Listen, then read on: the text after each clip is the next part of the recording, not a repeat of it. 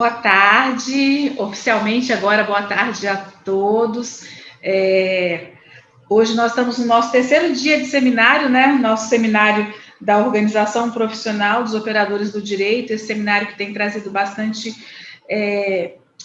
inovações e uma discussão muito grande para a academia e, por que não, para a nossa prática também.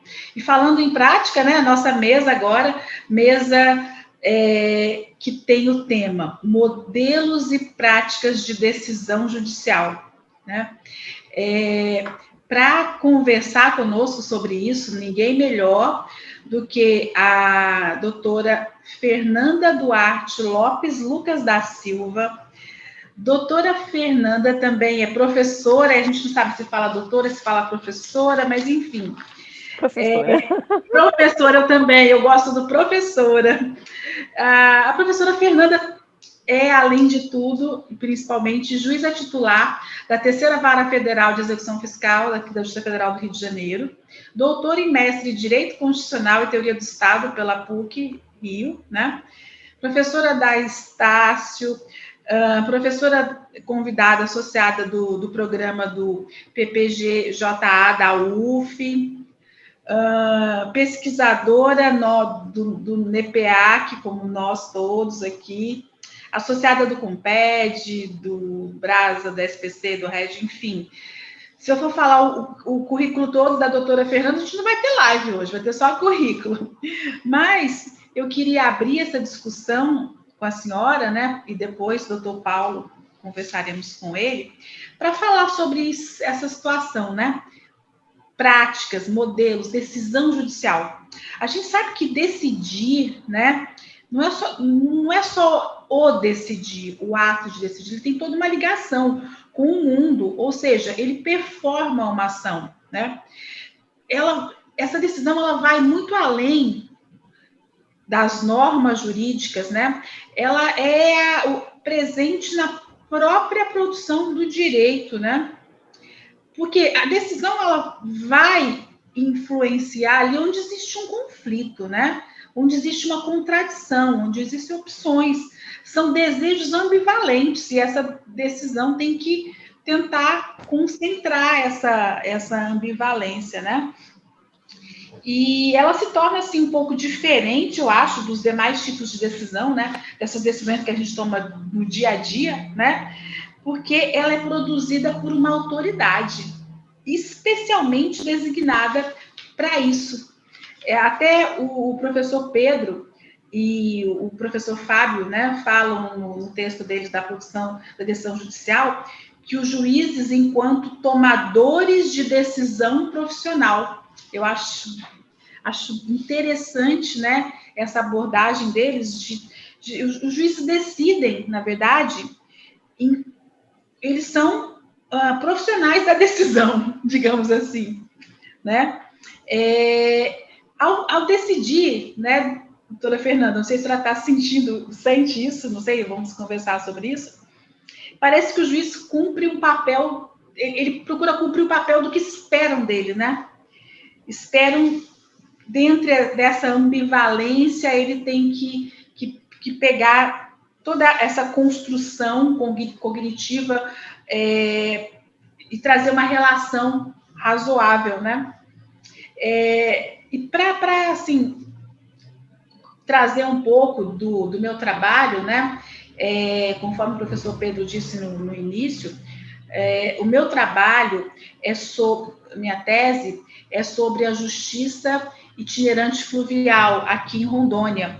A gente fala a justiça rápida itinerante do Baixo Madeira, onde, num barco, o barco se transforma em fórum, onde juízes, defensores públicos, operadores do direito, enfim, profissionais do direito estão lá e vão por um percurso em localidades que não são acessíveis por outro meio senão o rio, e vão periodicamente levando esse fórum, né?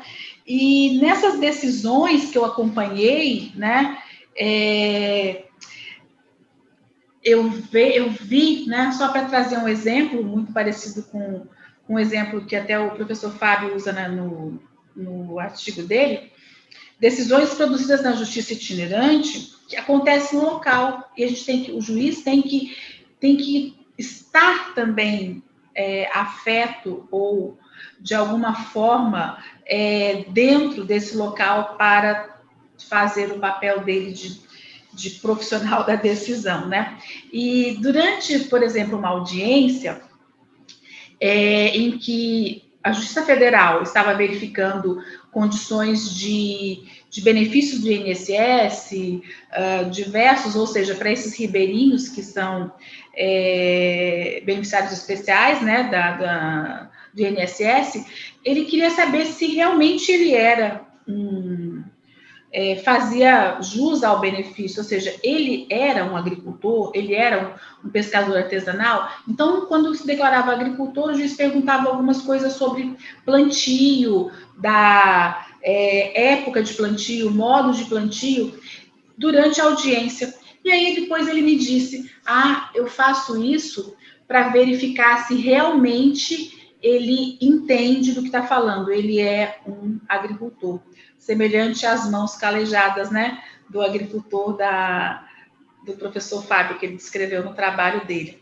Então, eu vejo que, além da racionalidade, né, essa tomada de decisão, ela também parte um pouco para essas moralidades, essas regras, né, juridicamente estabelecidas de aplicação, né, juridicamente estabelecidas. Então, eu queria, assim, já falei demais, e eu gosto de falar, pelo amor de Deus, ainda bem que a gente tem um relógio aqui me cobrando, mas eu quero escutar muito, né, o que nos interessa hoje são os nossos convidados, e, em primeiro lugar, professora Fernanda.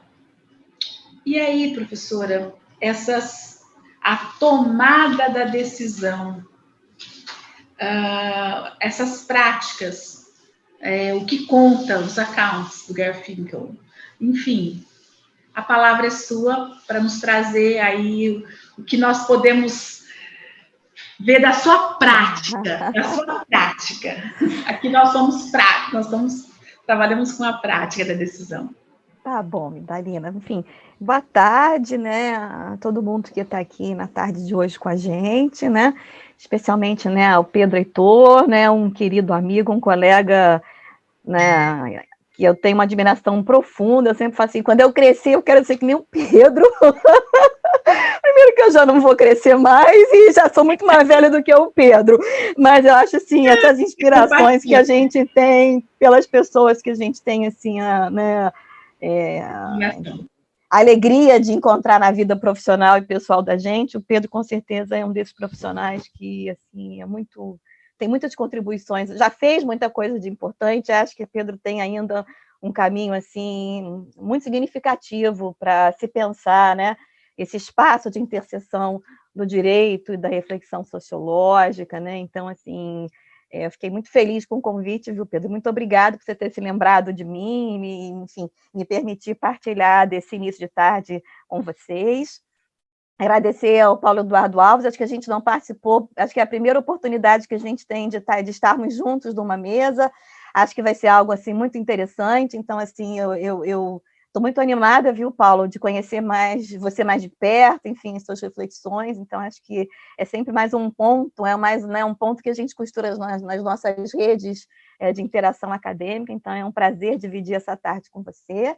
Viu, Maria Dalina, também, que bom te conhecer. Na verdade, aqui eu tenho essa dupla personalidade, assim, meio, assim, né, assim, uma coisa e outra coisa, mas, na verdade, para mim aqui, embora é fruto da minha experiência profissional como operadora do direito na qualidade de juíza, que eu acho que a minha fala aqui talvez seja o mais interessante, mas eu me vejo aqui num papel no espaço da academia. Então, eu sou Fernanda, eu sou professora, enfim, então, assim, fica muito confortável. Acho que os cargos aqui não têm a menor relevância, já que a gente está num espaço em que, justamente, assim, acho que é importante a gente, né, estudar sobre o tribunal, né? Mas aqui não é o tribunal, né? E aí é o papel do tribunal, né? Não colonizar a academia, e o papel da academia também não se curvar para o tribunal, porque o movimento é um movimento duplo, né? Então, há que haver, acho que esses espaços, assim, já que a gente tem as pessoas como eu, e como eu somos muitos no direito, né, especialmente, em que a gente coincide essas atuações profissionais, né? São 2 carreiras profissionais, né? Então, assim, eu faço assim um esforço assim bastante assim severo, né? E atento para que a gente assim tenha essas fronteiras muito claras, né? Uma coisa é uma coisa, outra coisa é outra coisa, né? E a gente tem que e a gente toca. Então, eu espero que nessa minha fala de hoje, agora, né? Tem algumas das suas considerações a gente possa tocar diretamente, ou eventualmente o que a gente não pensou de frente, a gente acha que tem um tempinho para conversar, e eu já fico, então, de toda maneira à disposição. E aí, embora, né, eu não tenha preparado para falar sobre isso, mas eu gostaria até de aproveitar, Idalina, do relato que você fez da justiça itinerante, né? E que é uma coisa muito interessante que eu acho assim que precisa se estudar mesmo, né? O quanto na excepcionalidade a justiça itinerante, os multirões de conciliação na Justiça Federal, é que a justiça está mais próxima, né? Quanto mais excepcional é esse movimento, talvez mais ela esteja próxima dessas demandas de estar junto, de ver as pessoas e não ver ali, de ver, né? De não ver partes e não ver um número, né? Então, isso é uma coisa que, de vez em quando, assim, eu não tenho refletido academicamente sobre isso, mas é algo assim que me chama muito a atenção, né? Enfim, mas isso eu não vou falar porque eu não estudei, não estou pensando isso academicamente, então a minha contribuição vai numa outra linha, mas eu acho assim que abre um diálogo, né, uma temática assim muito interessante da gente pensar, porque naquilo que é excepcional é quando talvez a justiça seja mais, né, a mais próxima daquilo que as pessoas imaginam que ela deva ser, né? Enfim, então, assim, eu tinha, enfim, eu anotei alguns pontos para a gente poder conversar e eu não me perder, né? Enfim, a minha experiência você já declinou, então, assim, a minha percepção, ela vem, né, as minhas reflexões, elas contam com a minha atuação prática, então, eu quase que vivo num estado de observação permanente, né, porque essa minha inserção prática me permite também estar sempre, assim, no campo, e o esforço de um dia não surtar, de eu não saber nem mais aonde eu estou, na verdade, então, vem disso, vem da minha convivência com os meus colegas, enfim, dos meus colegas na justiça, e especialmente dessa convivência tão desafiadora e estimulante que é a aproximação e fazer parte dessa rede de pesquisadores assim de alta qualidade, que é exatamente o INEAC, né? Então, estar com o Cante, com o Pedro, com a Bárbara, com a Isabel, Michel, a professora Estela, né? São pessoas que sempre assim me despertam, né? Esse olhar atento, né? E aí eu tenho uma formação jurídica tradicional, enfim, né? Então, estar sempre, né, no meio né, das ciências sociais, né? Sempre assim, me gera assim, um estado assim, de atenção intelectual enorme, né? Para eu não dar nenhuma escorregada.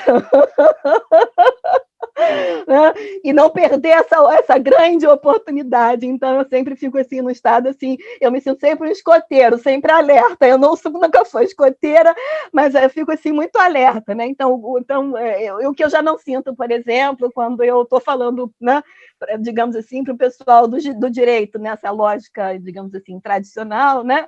Em que aí é outra uma coisa, né? As preocupações são outras, né? Fernanda, deixa eu só te dizer que eu esqueci de dizer o seguinte: uma das finalidades, né, desse encontro é fazer as pessoas se encontrarem, né?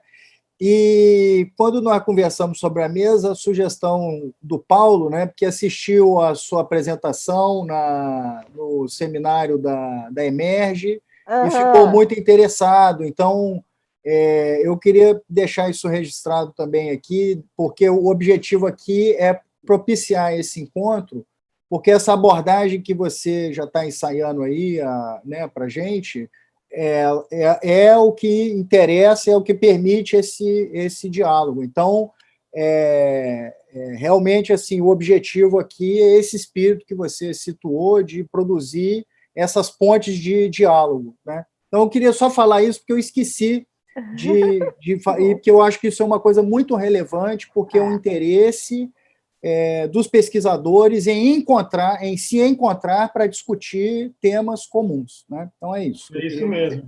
Isso mesmo, Fernanda. Ótimo, e que eu acho que assim, é algo assim que a gente precisa consolidar. Isso é uma prática que a gente precisa né, enfim, incorporar, né, no nosso ethos acadêmico, que às vezes é muito solitário, né, então, de fato, assim, é importante a gente ter esse espaço. Então, mais uma vez, eu estou muito feliz de ter sido escolhida como uma das interlocutoras dessas pontes que a gente precisa fazer, né? Então, a minha experiência, acho que advém disso, né, assim, e, na verdade, né, o que a gente está falando, o que eu vou compartilhar com vocês são essas algumas impressões, alguns insights, algumas preocupações que eu tenho tido, muitas delas muito compartilhadas com o Pedro, como ele já falou. Não tem nada ainda muito costurado, mas aí a gente vai fazendo assim um popurrí, na esperança de que no final a gente consiga produzir algum tipo de sentido coerente, né? Enfim. E se não for assim, que sirva, digamos assim, um certo relato, que depois vocês vão dar coerência naquilo que eu não consegui compreender, e que sirva, então, digamos assim, como se fosse uma entrevista, assim, você está entrevistando seu interlocutor, digamos assim, né? Então, na verdade, assim, né, e também acho que a minha fala está marcada pela perspectiva comparada, nesse destaque do contraste, que é uma coisa que, assim, talvez assim, uma das ferramentas mais valiosas, né, que eu me apropriei nessa aproximação com as ciências sociais, né, com a antropologia, com a sociologia, né, especialmente também com a antropologia, justamente essa perspectiva comparada, né, que desconstrói todo um olhar do direito comparado que pensa em outras coisas, né, que, para variar, também não existe muito, né, e que a perspectiva comparada ajuda a gente a conhecer, né, ajuda a gente assim, a entender, né, de fato, ela esclarece o que a gente vê na realidade, e aí essa perspectiva comparada eu trabalho com uma referência norte-americana, por conta, enfim, eu tenho, assim, usualmente participado, eu já sou da Law and Society há muitos anos, tenho feito, enfim, professora visitante em algumas instituições americanas, participei de um projeto do Departamento de Estado americano que eu fiquei assim, numa imersão bastante significativa. Então, digamos assim, é um campo meio informalizado, né? Porque eu também não sou antropóloga, então, assim, né? Mas é dessa minha experiência nos Estados Unidos que eu me aproveito para pensar nessa perspectiva comparada, né? Se o nosso público aqui tiver alguém com uma formação que venha do direito, né? Que eu acho que para o pessoal das ciências sociais talvez não seja tão necessário dizer, mas aí eu vou tentar fazer essas pontes, né, dessas duas áreas, né, de que sempre que a gente pensa numa perspectiva comparada com esse olhar da diferença, de destacar a diferença, né, que, portanto, assim, são saberes locais que a gente está considerando, não para dizer que o outro é melhor do que o nosso, nem que a gente tem que copiar, é porque é diferente, e por ser diferente ajuda a entender o que a gente é. Então, assim, a referência que, se eventualmente eu fizer aos Estados Unidos, não é que eles são melhores nem piores, eles têm os problemas deles, né? Mas eu não estou preocupada com os problemas deles, eu estou preocupada com os nossos problemas, né? E conhecer o modelo que eles trabalham, as articulações, as representações que eles têm, me ajuda a conhecer melhor o problema que a gente tem. Serve como uma ferramenta de abordar a realidade, jamais como uma referência a ser seguida, copiada, até porque a gente já faz isso várias vezes, e não só nos Estados Unidos, e nunca deu certo, muito antes, pelo contrário, quanto mais a gente copia, vai ficando cada vez mais enrolado e pior, e a gente cada vez sabe menos o que a gente tem. Então, nessa perspectiva que essa comparação por contraste me parece, assim, muito valiosa, né? Então, assim, acho que a grande pergunta é, né, como é que o juiz faz uma sentença, né? E aí a pergunta que vinha, né, que eu e o Pedro vínhamos pensando, né? Então, assim, se aquilo que está descrito nesses manuais, né, nesses livros que ensinam a fazer sentença, dá conta, né? Orienta, conforma, né, essas práticas decisórias, né? Então, se aquilo que está escrito é aquilo que acontece, né? E aí, basicamente, assim, eu vou pensar em três momentos, né? Falar um pouquinho da literatura que a gente tem sobre isso, quer dizer, sobre como fazer sentença, né? Falar um pouquinho sobre o papel das escolas da magistratura nesse fazer, né, da sentença, né? A contribuição ou a participação, né?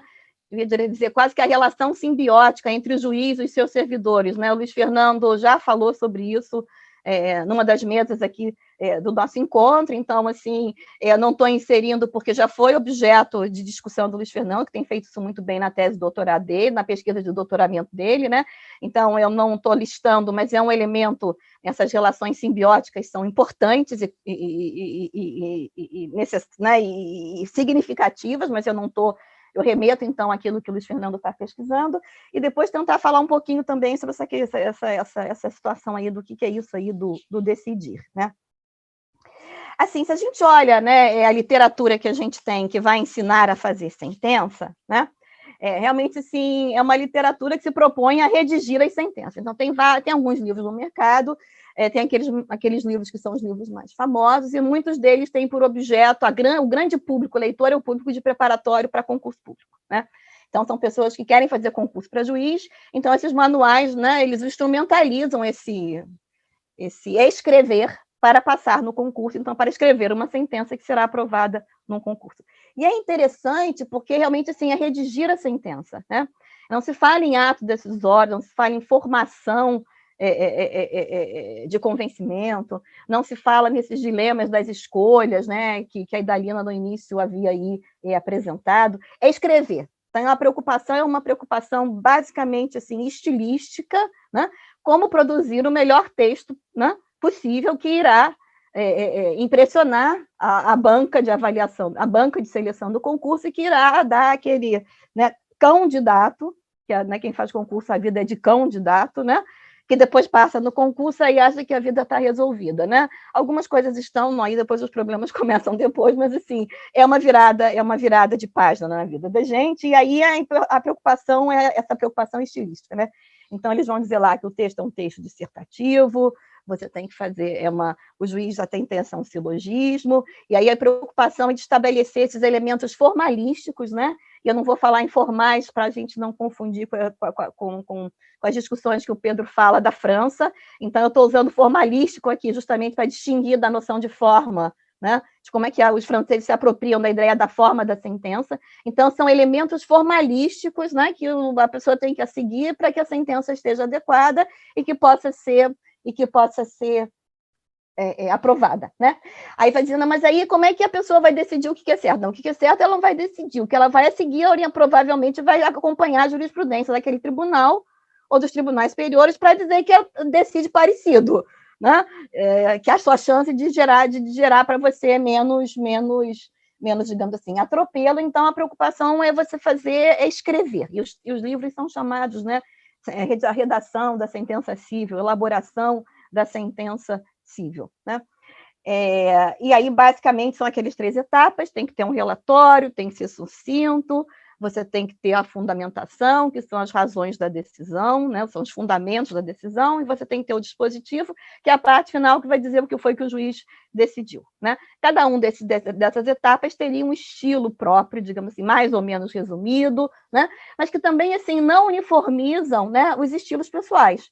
Então, também, depois que você virou juiz, se você quiser fazer um relatório gigantesco, ótimo, você fez um relatório super sucinto no tribunal, no concurso, depois você, como juiz, faz os seus relatórios gigantescos e acontece, faz parte, e segue. Não tem, assim, o sistema não disciplina, né, isso como um problema, mesmo que eventualmente se torne um problema, porque se desperdiça tempo das pessoas que vão ler com coisas desnecessárias, mas, assim, você tem que ter um relatório, chamar uma coisa de relatório, 1, relatório, 2, fundamentação, 3, né, esse dispositivo, né?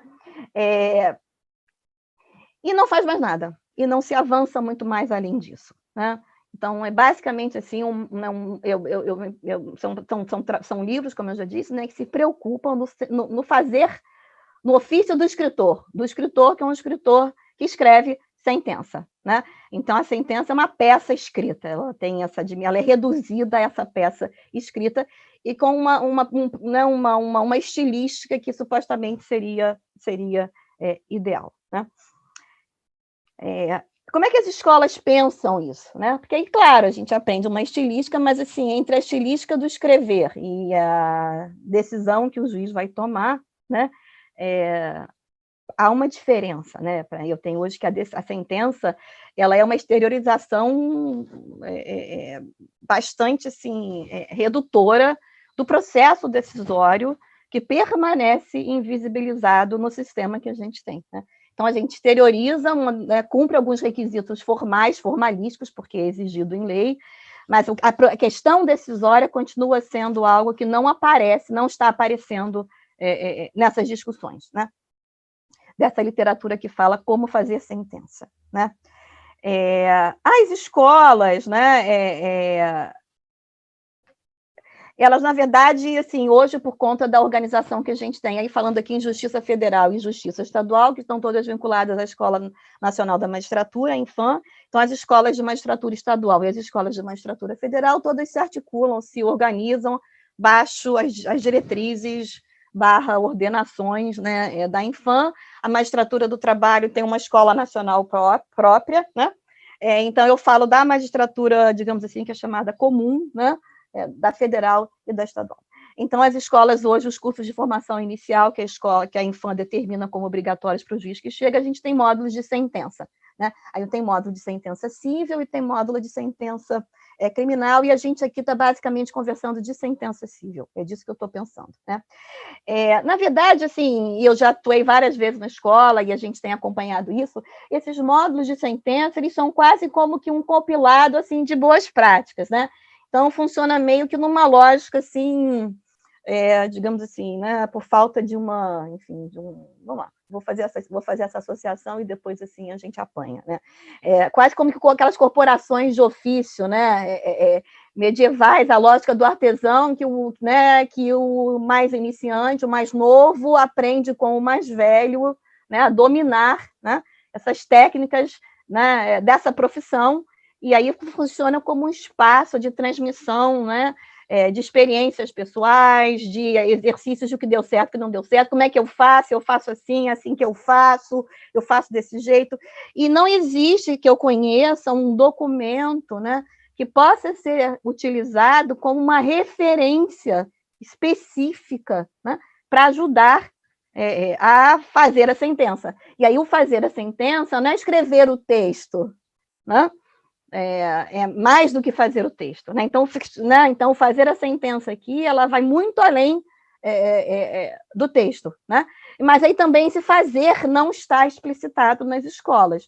Então, esses módulos de produção e elaboração de sentença são basicamente trocas de figurinhas. Eu faço assim, eu fiz assim, deu certo, e aí a gente pode fazer desse jeito. E existe um certo acordo bastante assim claro, mas ao mesmo tempo ele é tácito, né, de que não se interfere na formação da convicção do colega, né, de modo que a escola não seja um espaço de, entre aspas, né, doutrinação de entendimentos jurídicos, já que a estrutura do judiciário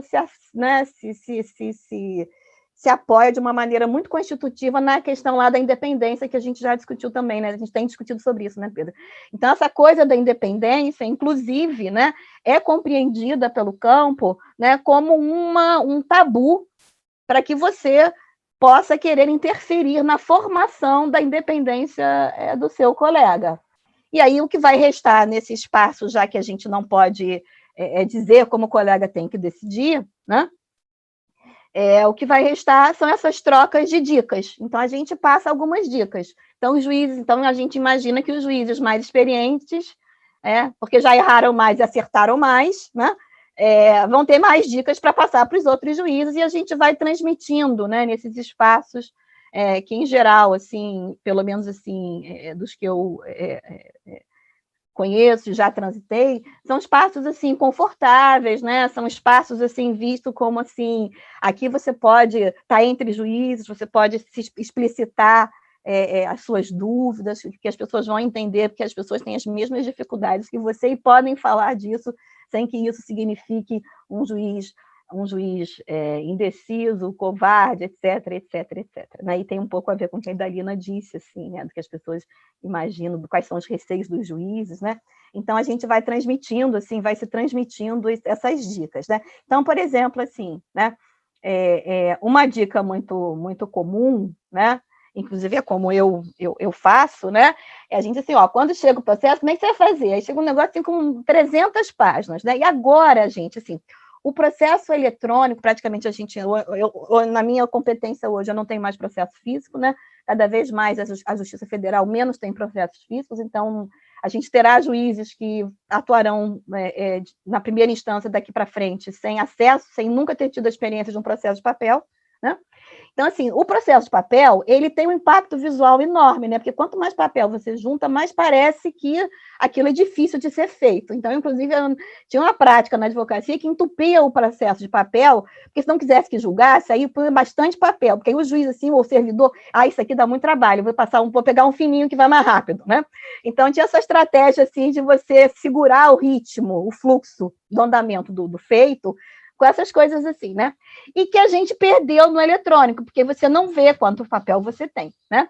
Então, assim, mas de toda maneira, a gente ainda, assim, e no eletrônico acontece o inverso, né? Se você gera documento desnecessário, o processo pesa, é mais difícil de abrir, então dá um trabalho danado, porque carrega, demora, e a gente sabe esses dilemas que a gente tem, né? A nossa paciência é muito menor do que a capacidade de resposta dos nossos computadores, né? Quanto mais rápidos eles ficam, mais impacientes a gente fica, e essa impaciência é uma impaciência quase que assim, destrutiva, porque assim, né, aquela ampulheta é o inferno, né? O inferno, para mim, é ser cercada de um monte de ampulheta dizendo que está abrindo, está rodando e as coisas não abrem, né? Então, assim, tem esse outro efeito. Mas, de toda maneira, como é que a gente faz? A gente assim, faz o seguinte, ó, você, quando recebe seu processo, eu faço assim, eu leio o pedido, eu vou lá para o final, para saber do que as pessoas querem, né? Eu vou lá para o final, leio o pedido, né? Eu leio o pedido, né? A gente lê o pedido. Depois, você vai ler os fatos do autor, para ver que história é essa, qual é a história que ele está contando, né? Entre ver o pedido e olhar os fatos, e ler os fatos do autor, e olhar os fatos, e depois olhar né, os contrafatos, digamos assim, né, porque, assim, de alguma maneira são contrafatos, né, são fatos opostos, né, que o réu vai apresentar, outro, enfim, né, já vai se formando uma certa, né, que os americanos chamam de hunch, né, existe uma certa intuição, e quando a gente fala aqui que a gente tem uma intuição, aí as pessoas ficam rindo, achando que é tudo um absurdo, aí os juízes não falam. Toda vez que o juiz se abre e fala assim de coração o que ele sente, e a resposta é que é absurdo, então são esses aí que ganham isso tudo para decidir por intuição, olha só, gente, juiz não é bobo, se for bobo não é juiz, né? Não tem nenhum juiz bobo. Podem ter juízes de poucas luzes intelectuais, porque faz parte da humanidade, a ignorância também graça entre nós. Mas daí a ser bobo é uma outra história. Não subestimem os juízes achando que eles são bobos, porque eles podem não ter muita ilustração, né? Então, assim, não fala mais. E aí a gente perde a oportunidade, né, de ouvir um campo que vai dizer como é que faz, né? Que aí já escuta julgando, dizendo que já não é assim, que está errado, aí se cala, não tem que falar, não precisa falar. Todo juiz sabe como é que é, só não vai falar, né? Diferentemente, por exemplo, dessa ideia, né, de palpite que os americanos reconhecem que faz parte do ato decisório, né? Então, escrever a sentença é o que vem depois que você decidiu. Então, existe um movimento de decisão primeiro, que não está necessariamente, não está materializado, mas que vai formando, né, a oposição, né, a escolha que o juiz vai fazer. Quem tem razão dessa história? Quem é que tem razão nisso aí? E a partir dessa primeira concepção do que tem razão, vai-se depois, então, vendo os fundamentos. Aí, quando escreve um monte de coisa que não precisa, pula. Quando vem aquelas citações em alemão, não precisa ler. Quando vem parecer, né?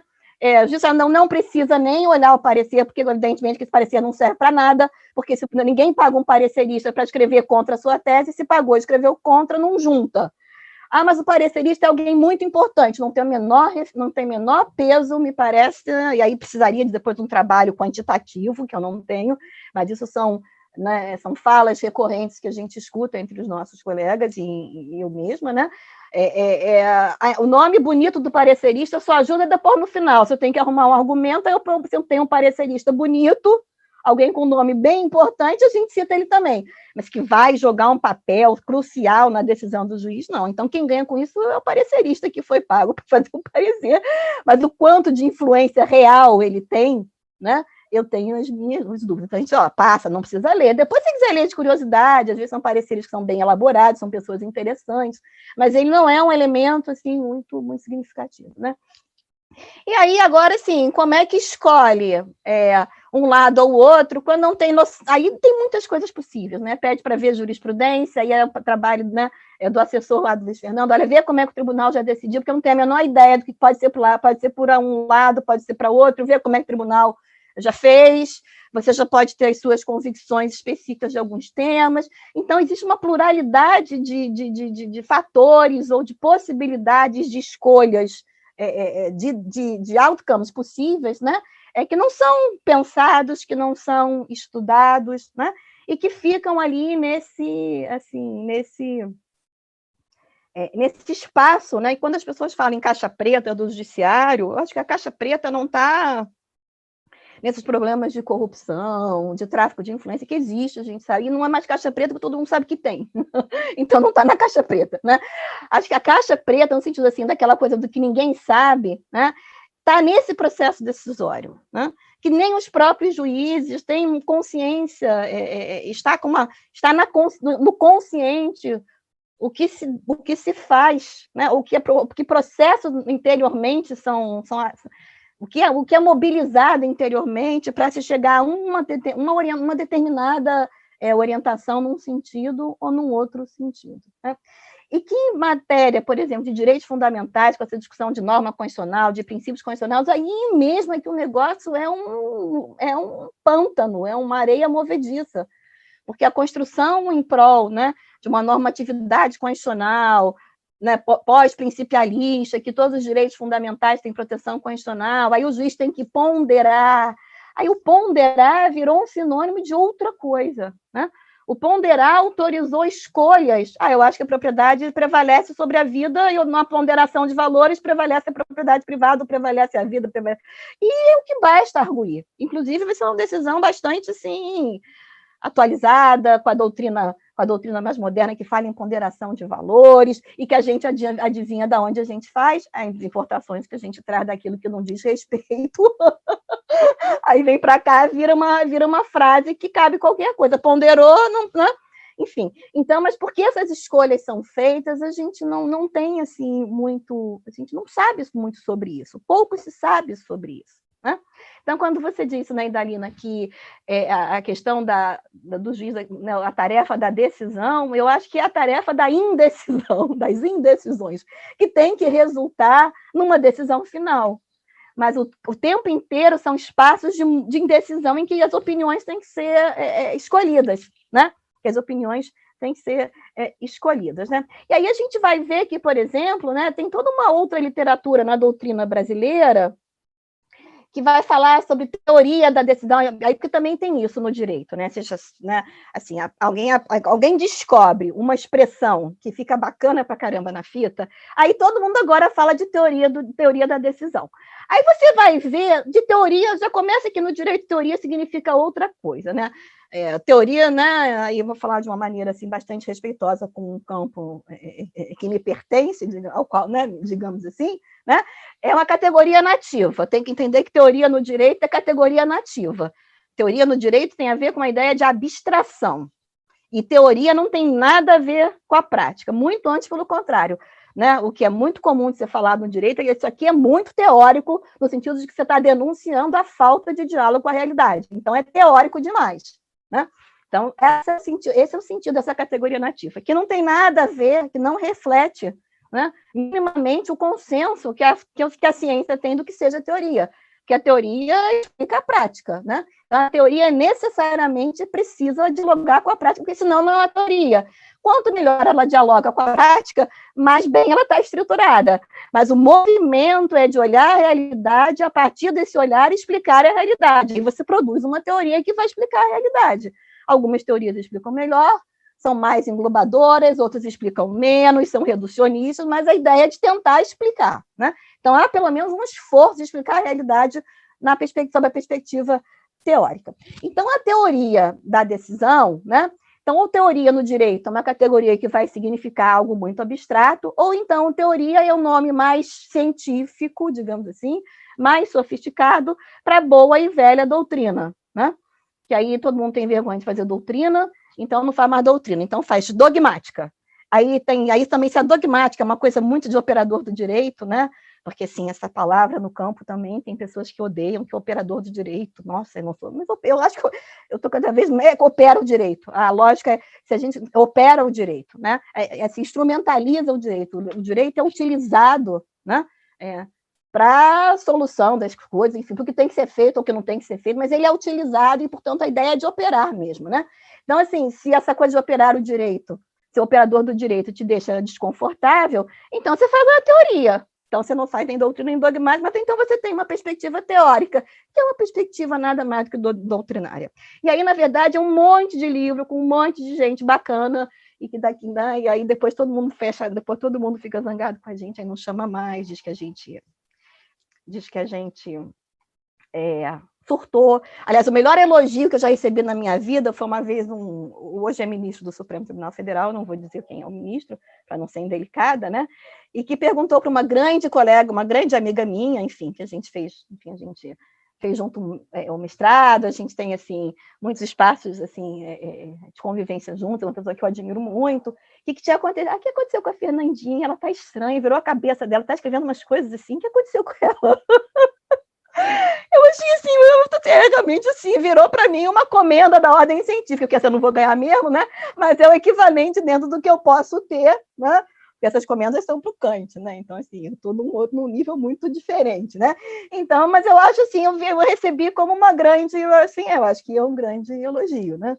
Mas, por outro lado, também, nas ciências sociais, eu também não sou antropóloga e eu estou no meio do lugar nenhum, né? Aquela terra a gente fica da terra de ninguém. Todo mundo diz que interdisciplinaridade é importante. Vai tentar ser interdisciplinar, porque você acontece. Você não tem mais identidade nenhuma. Porque você não... olha só, eu só não estou de toda, né? Eu brincar com vocês, né? Estou falando, porque o cargo ajuda, né? Aí o cargo dá uma certa respeitabilidade. Poxa, mas se é juiz, então não é uma coisa tão absurda, né? Então não é certo, olha, não, vamos pensar, né? Mas enfim, né? Então, assim, esses livros, assim, da teoria da decisão, eles são livros que vão dizer como é que os juízes têm que decidir.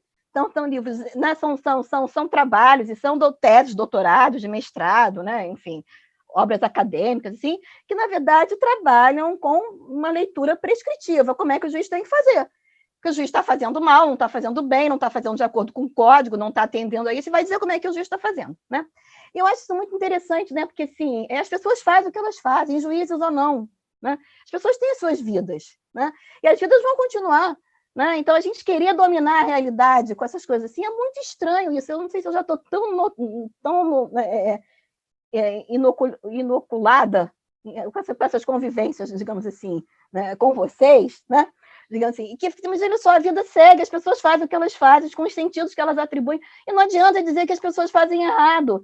Então, assim, se todos os juízes, a maior parte diz que tem uma intuição, todos eles estão errados. Quem está certo é o autor do livro, que nem tem coragem de dizer que doutrina faz, e que nega esses elementos da intuição. Caramba, tem que entender que intuição é essa, e que, aliás, não é só juiz que tem intuição, né? Se a gente começar a ver, todo mundo que exerce poder, os cargos de poder, a gente escuta a intuição. Os problemas quando você estuda, né? As questões de polícia, quem a polícia para na rua, né? E porque esse aqui aparece que vai... Por que ele parece que... Por que a pessoa parece que ela é alguma coisa? Por que parece que ela... Tem um elemento aí que a gente está chamando aí de intuição, de palpite, né? Que a gente precisa conhecer melhor, porque eu acho que ele vai ajudar a entender essa história da caixa preta, né? Mas aí não pode tratar as pessoas assim como se fossem imbecis quando elas falam que têm intuição, né? Porque aí não fala mais, né? As pessoas não falam mais, né? E vão falar as coisas que todo mundo quer ouvir, que não dizem que não são as razões reais, porque não aparecem, mas que vão estar traduzidas naquilo que o campo aceita sem dor de cabeça para ninguém, né? Tem dor de cabeça para ninguém. E aí a gente vive um paradoxo em relação a isso, né? Porque, por exemplo, e eu acho assim, um desafio muito grande mesmo como lidar com isso, né? Se a gente imaginar, aí tem um texto que eu escrevi com a Bárbara Lupetti e com o Rafael, né? Que fala sobre os ditos e os não ditos, né? Da questão decisória, né? E assim, e a gente tem alguns tabus, tem algumas coisas que os juízes não podem dizer, né? Então, não é que ele não possa decidir com base naquelas moralidades, mas aquilo não pode ser dito daquele jeito, porque se disser ele, se disser, esse argumento não cabe na circulação do campo, né? Então, assim, né, então, é aquele juiz que, um caso famoso lá, um juiz num jogo de futebol, que disse que futebol era jogo de macho, né? Respondeu no CNJ, então não pode dizer que futebol é um jogo de macho, vai falar que é outra coisa. Viril, né? Viril. Usou esse Viril, termo. não sei o quê, e nem falou umas coisas, isso. O outro que diz a violência doméstica, a mulher saiu da costela do Adão, então se ela tem que ser disciplinada pelo marido, então, assim, uma forma de disciplinar, aí também parou no CNJ. E o último caso que a gente tem agora foi aquela situação da juíza lá do Sul, não é? E que ela disse o que ela pensou. Aí, claro, quando a gente vê, todo mundo fica muito, assim, impactado quando a gente vê. Mas, assim, e aí eu tenho uma posição muito dúbia, porque às vezes eu prefiro que saia, para a gente entender o que está por trás, do que a gente ensinar os juízes a serem cada vez mais dissimulados, no sentido, assim, não num sentido negativo, antiético, mas dissimulado, de cada vez mais esconder as razões reais, porque aquilo que ela disse representa, para bem ou para mal, né? E eu não estou aqui expressando a minha opinião pessoal sobre o assunto, mas representam uma visão que faz parte da nossa sociedade, infelizmente. E que essa decisão, e que essa visão, quando está na mão de pessoas que exercem o poder, condena essas, né?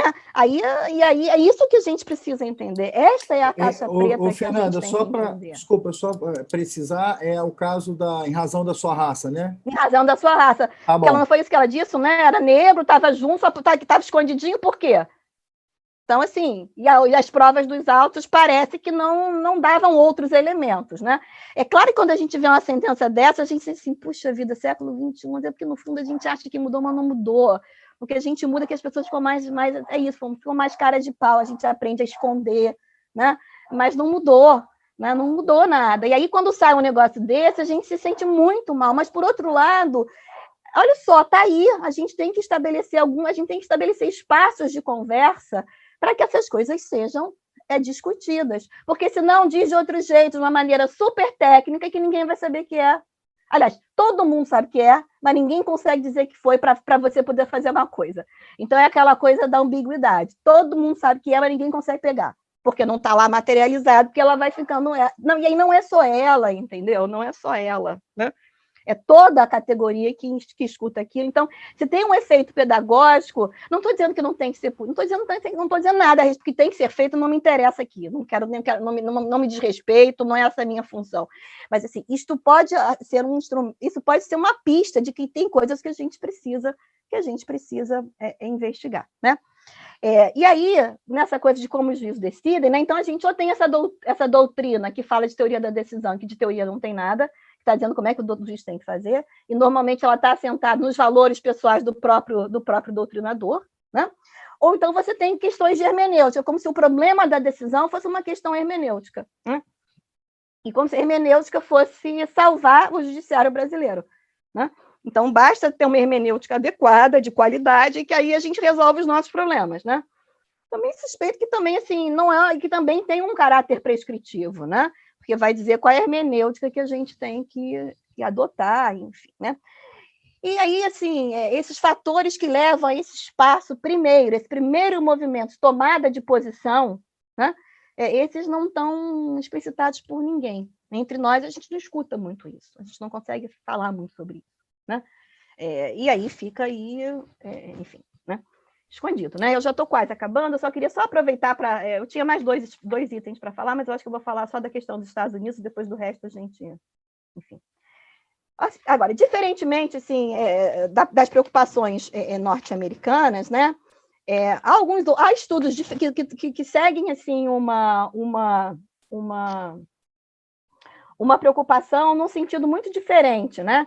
E aí a gente tem muitos trabalhos da área da sociologia, especialmente da ciência política, né, em que vão pensar no comportamento dos juízes, né, em que vai pensar na escolha de preferências, eles usam a expressão preferences, né, e que a gente aqui chama de opinião do juiz, os seus valores, né? Então, como é que isso aí se dá? Então, eles têm aqueles modelos construídos com base em pesquisa empírica, lá o modelo, né, o modelo legal, atitudinal, o modelo estratégico, que algumas pessoas já quiseram importar para cá, aí importa sem ter o campo O modelo que é feito para o americano não pode ser o modelo do juiz brasileiro. A gente pode ter outros modelos que podem dialogar, podem coincidir ou não, e a gente pode fazer outras coisas. Aliás, a gente sempre faz outras coisas. As pessoas sempre fazem coisas diferentes, em lugares diferentes, com cultura, com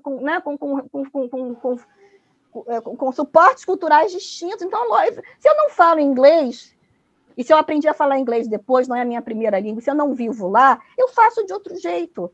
Então, não adianta importar de lá e trazer para cá, não, porque o modelo atitudinal do Supremo Tribunal Federal, aí não tem pesquisa empírica, porque os caras lá sentam para caramba, mapeiam não sei quantas mil decisões, faz um monte de gráfico, faz um monte de coisa. Se esses modelos explicam, é um problema deles. Sabe? Se explica bem ou mal. Oi? Se explica bem, se explica mal, se é insuficiente, aí eu não tenho o campo para dizer isso. Mas está lá, teve o esforço, o cara olhou, buscou entender por que o juiz, quando é que vale a preferência do juiz, quando é que ele calcula que não vale a preferência dele. Então, está lá. Né? Aí tem os trabalhos lá que falam sobre comportamento judicial, que eles chamam de puzzle, tem lá o livro lá do Baum, que é o puzzle. Então, assim, há uma preocupação. Né? Se os estudos são os melhores, aí também não interessa aqui, mas há uma preocupação de olhar, né? Muito longe muito longe da dimensão prescritiva, de dizer como eles têm que fazer. Porque eles vão fazer como eles acham, os juízes fazem como eles acham que tem que fazer. Doutora Fernanda. Oi. Bom, eu estou aqui, assim, sem palavras, inclusive, porque parece que tudo que você está falando é o que a gente vive, é o que nós vimos, é o que nós pesquisamos, e é o que nós tratamos bastante no nosso grupo de pesquisa, dessa questão, né? De fato, do que serve lá, não serve aqui, de que as pesquisas têm que ser feitas aqui, e para que nós possamos trazer essas leituras do que a gente vê aqui.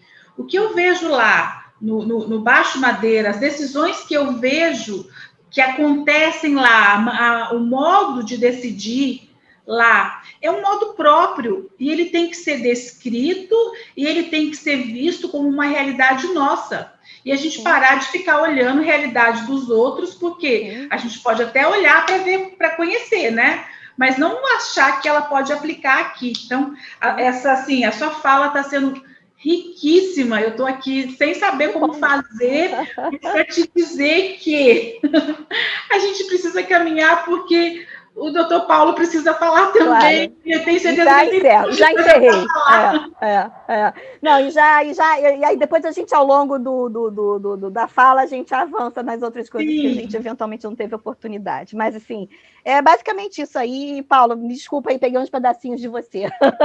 Mas eu acho que eu tinha que falar 30 minutos. Eu falei que talvez só um pouquinho mais.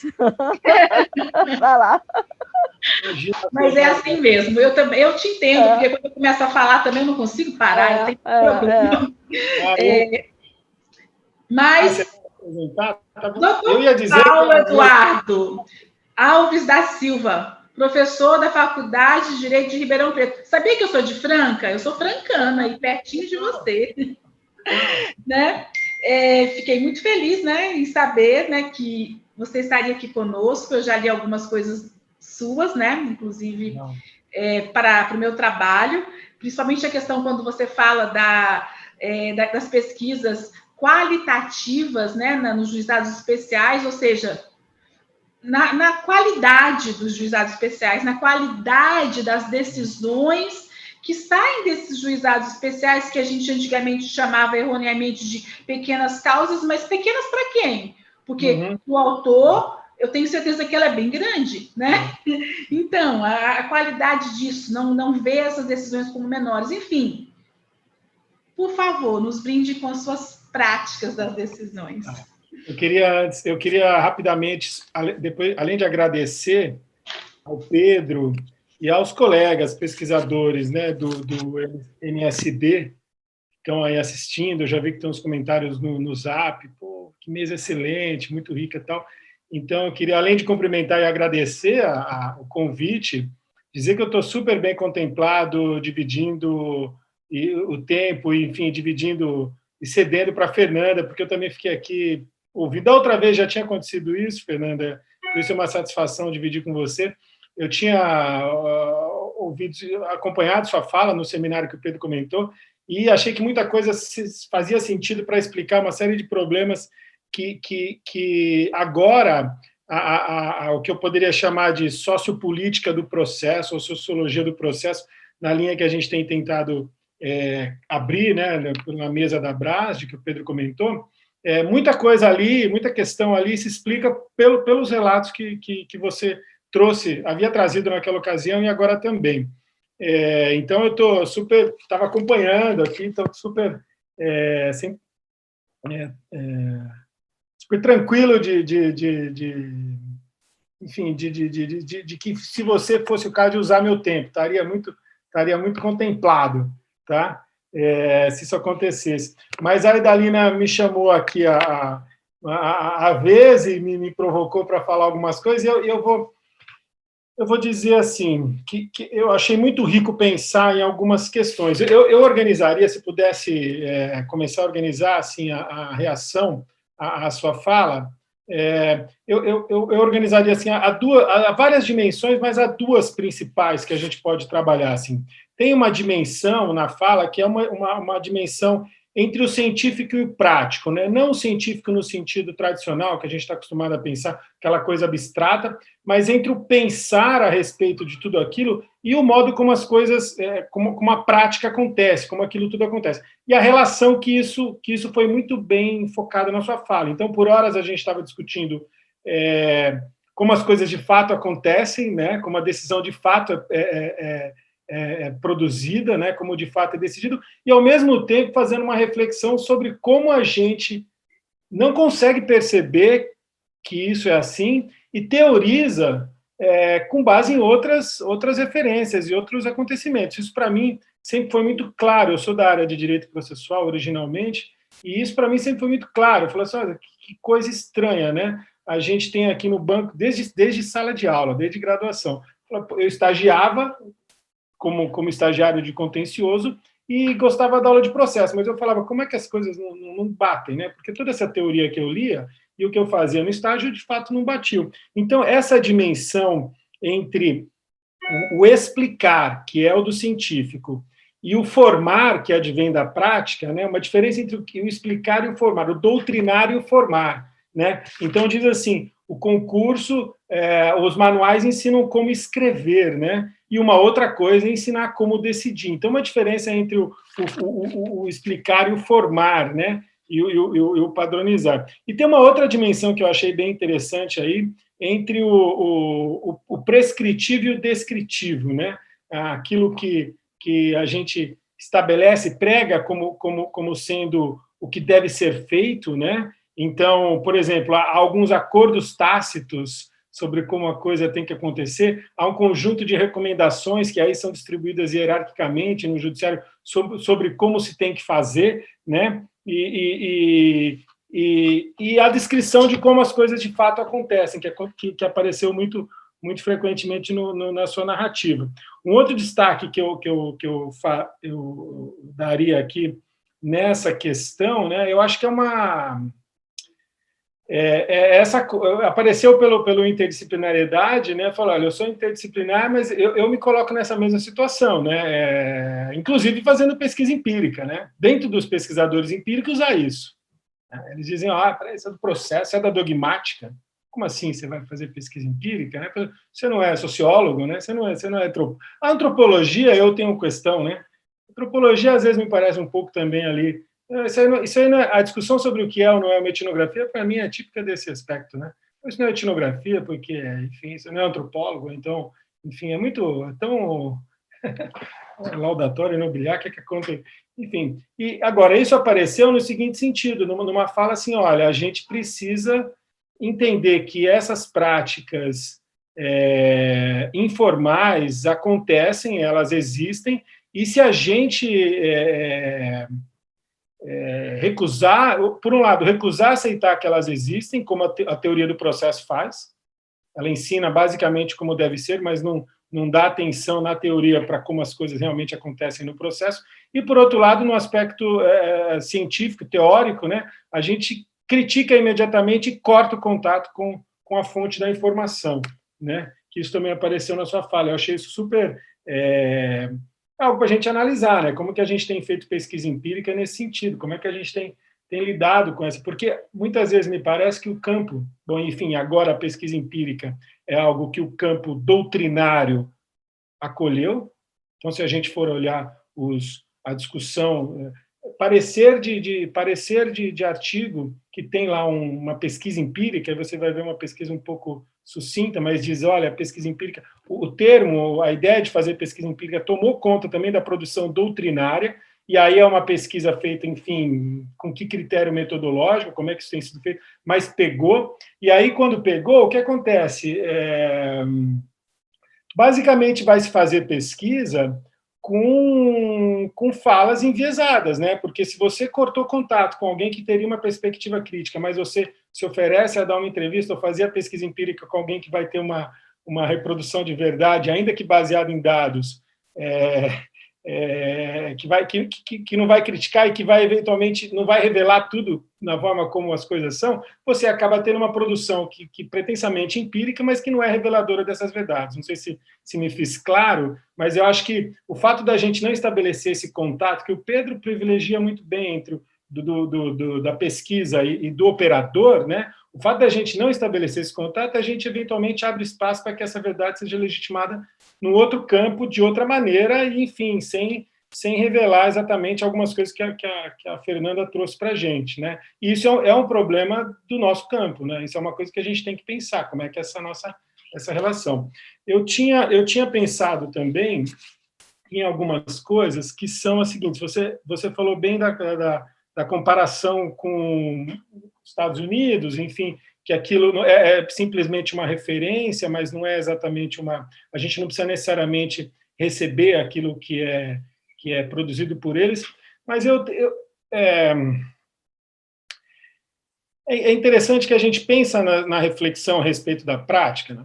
Praxeologia que o Pedro comentou hoje, pensando simplesmente, eu olho para as práticas, eu vejo como elas são desempenhadas, e a partir dali eu crio uma reflexão, mas eu acho que há alguns elementos de ordem ideológica e de ordem valorativa que influenciam na prática, né? Por um lado, você tem esse lado costumeiro que você comentou, que aparece em pesquisas sobre cartórios e também, pelo visto, em juízes, que é, olha, por que você faz isso? Eu faço isso porque eu fui treinado dessa maneira, eu costumo fazer assim, e não se sabe muito bem por que se pratica aquele conjunto enorme de coisas, mas algo muito mais costumeiro. Mas, por outro lado, as práticas se moldam a partir de determinadas tendências valorativas, que são mais ou menos presentes em determinados períodos.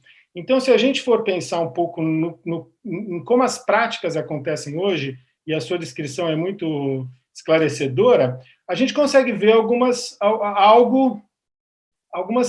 tendências valorativas, algo muito assim, eficientismo, né? Que é uma linha que tomou conta do modo como se produz decisão no Brasil há um tempo, desde CNJ, metas e todo esse discurso que tomou conta desde a ideia de morosidade.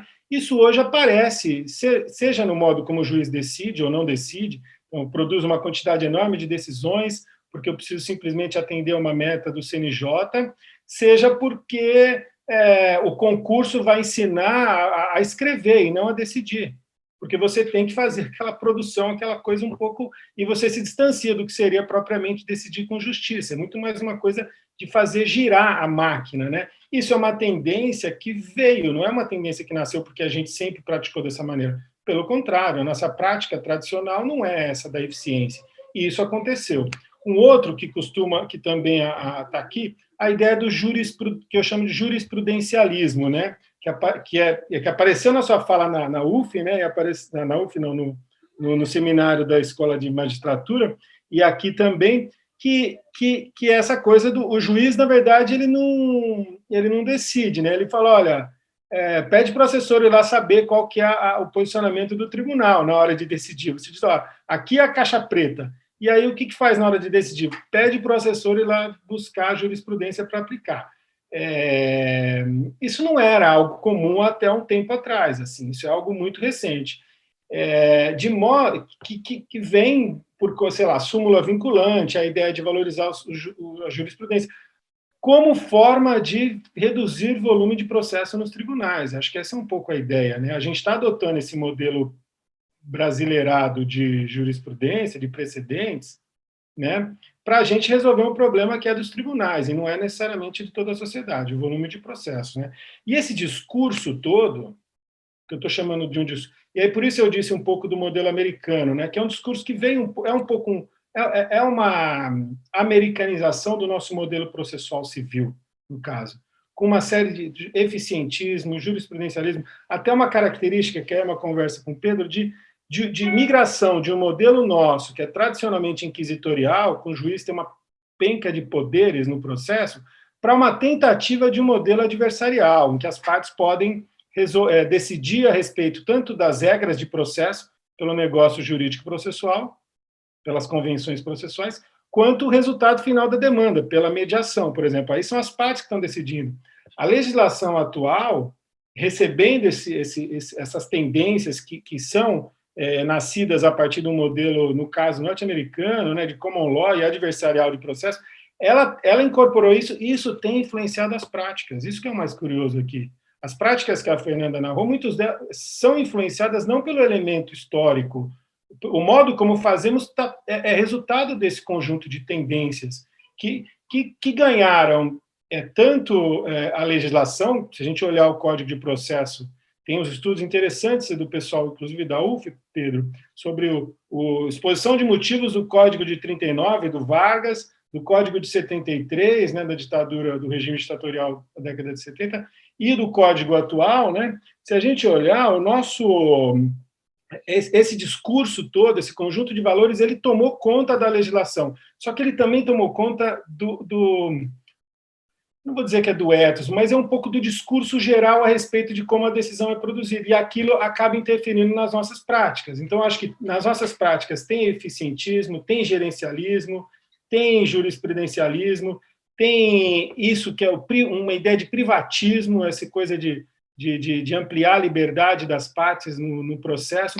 E isso tudo tem composto essas práticas. Então, quando a gente olha para as práticas e as escreve, eu acho que tem por trás um outro elemento aí que é uma questão de natureza política. É isso que eu queria jogar. E aí, jogando para esse outro lado, enfim, as práticas acontecem dessa maneira, elas são dessa maneira por uma razão ideológica, política, enfim, tem um modelo querendo ser imposto aqui no Brasil de produzir decisão no cível, né? Aí eu me pergunto o que está por trás disso, né? Porque aí volto ao início. A senhora falou olha, eu vou falar do ponto de vista da justiça civil, não exatamente da justiça penal, né? A apresentação foi ao juízo de execução fiscal, enfim, tem esse universo da justiça federal e da execução fiscal. E aí a minha provocação é pensar um pouquinho como é que no cível como é que se dá o jogo de forças no litígio civil no Brasil, né? Quem são as partes nos litígios cíveis no Brasil? A gente tem basicamente algumas configurações de partes, em todas elas há uma baita assimetria. A gente tem banco contra devedor, fisco contra contribuinte, no caso da execução fiscal, pensionista de INSS pedindo alguma coisa para o INSS, na justiça itinerante também. Em caso de família, a gente não fica muito claro essa simetria mais de gênero, principalmente. Se a gente pegar todos os litígios, o perfil dos litígios em matéria civil, a gente vai ver sempre uma simetria. Que uma parte da teoria identifica como o pequeno litigante e o grande litigante, ou o litigante eventual, participante eventual, e o litigante e o jogador repetitivo, né? Esse jogo, eu queria fazer uma ligação entre essa configuração de assimetria e esse conjunto de valores e de tendências valorativas que tem influenciado a nossa prática. Fazer mediação processual é muito interessante do ponto de vista de acesso à justiça, só que também é muito interessante para o litigante repetitivo em relação ao litigante eventual. Aquela empresa que sabe que vai perder faz acordo. Opta por fazer acordo. O INSS, quando vai perder, oferece para a parte 70% do que ele já descobriu que a parte tinha direito. né? Tem uma narrativa, Dalina, aqui, se tivesse mais tempo eu faria aqui em cima até do que você narrou do Fábio, que é do juiz olhar a mão do trabalhador rural, olhar para o procurador do INSS, dar um toque, falar assim, olha, fazer assim, basta isso. E o procurador já imediatamente fala, a gente tem uma proposta de acordo aqui por 50% do que você está pedindo. Esse narrativa, para mim, que aparece num relatório do IPEA sobre juizados especiais federais, essa narrativa é muito esclarecedora de alguns elementos que acontecem ali no processo judicial.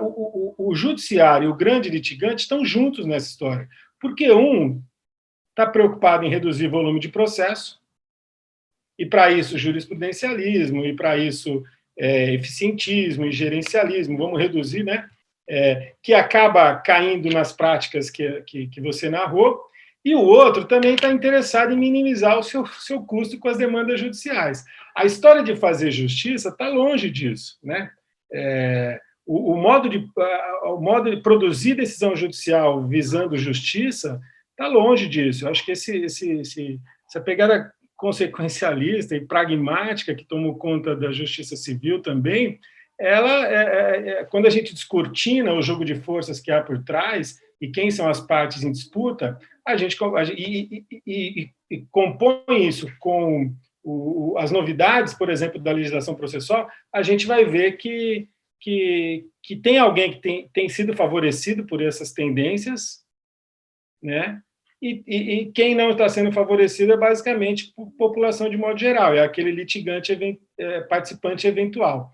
Então, esse raciocínio todo é para tentar jogar aqui uma discussão a partir da prática dos operadores, que tendências que explicam as mudanças recentes nas práticas dos operadores. Porque se a gente fosse dizer para um juiz há 15 anos atrás que para decidir, ele tinha que buscar o assessor para saber qual era a jurisprudência, ele ia falar, pô, é o meu livre convencimento, né? Pô, eu sou juiz, como é que eu não vou poder decidir? Tenho que seguir. A discussão de súmula vinculante teve muito disso. A gente esquece que faz 10 anos a gente estava muito presente, né? Quase que a gente não...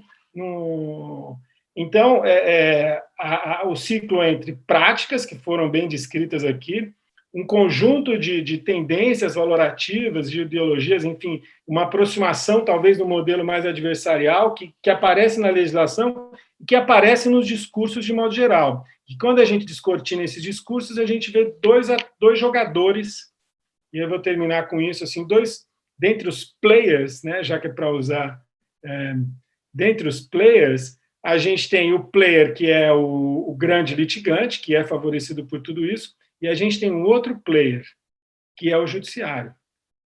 O judiciário, com esse conjunto de medidas, tendências que tomou, o judiciário deixou de ser aquele poder imparcial e passou a ser player, interessado no resultado do negócio. Então, quando um juiz suscita, eu vou usar um termo técnico, o IRDR, né, um mecanismo pelo qual ele vai julgar um único processo e aquela decisão vai poder ser aplicada num conjunto enorme de processos, ele está interessado em que aquilo seja possível, porque ele vai eliminar um conjunto enorme de processos. Significa que ele virou player. Ele está interessado no jogo, ele saiu da posição de neutro, aquele cara, e aí ele virou player como os outros. Então, eu tenho 3 players. O participante eventual, que está ali, nunca viu o negócio, está ali meio sem saber quem que é o juiz, quem que é o procurador, mostra a mão para saber se tem calo, e não sabe direito quem que é o juiz, quem que não é. Tudo que as pesquisas, as etnografias de cartórios e de justiça já revelam bastante, o grau de como esse cara está perdido. Do outro lado, a gente tem o outro player, que é o grande litigante, que aí ele sim sabe tudo, participa, tem um custo em economia de escala, sabe quando vai acordar, quando quer uma decisão, faz o lobby, influencia na legislação, conversa com o juiz, vai para Brasília, aquele cara que está no meio. E terceiro, o judiciário, que aí assumiu esse papel. Então, Pedro, a questão do modelo inquisitorial adversarial que a gente conversa bastante, né? Ela é perpassada por isso. Assim. Às vezes me parece que você tem a questão do inquisitorial tradicional, você tem uma tentativa de aproximação do adversarial, mas eu não sei se é a mesma ideia de autonomia que você prega de liberdade. Eu não sei se a gente, por essa modificação, a gente não está simplesmente trazendo a gente está eliminando um poder central que dava equilíbrio numa balança entre as partes, e esse poder está descendo e está fazendo composição com outro poder contra o terceiro. Eu não sei se está muito simplificadamente, né? É uma análise ainda muito aqui nesse momento, mas eu acho que essa aproximação do modelo adversarial não necessariamente implica um acréscimo de autonomia e de liberdade das partes, de acesso à justiça de modo geral, de desvinculação desse superpoder do Estado no processo civil. Enfim, eu acho que é por aí que eu iria. Bom, agradeço bastante, né, doutor Paulo, o que você falou aqui abriu também outra visão para mim, né? Uma situação dessa do colocar. Primeiro, a doutora Fernanda nos trouxe o judiciário, as decisões que estão lá na caixa preta, que já, né? Isso foi bem impactante para a gente. E agora, essa sua colocação, doutor Paulo, do judiciário como um player, né, atuando e buscando também se inserir nesse jogo e trazer para ele essa vantagem que ele precisa, né,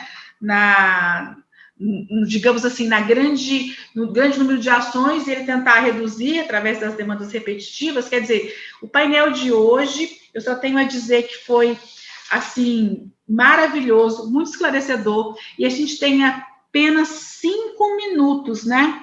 A gente tem que encerrar agora. Temos nem 5 minutos mais, né, Pedro?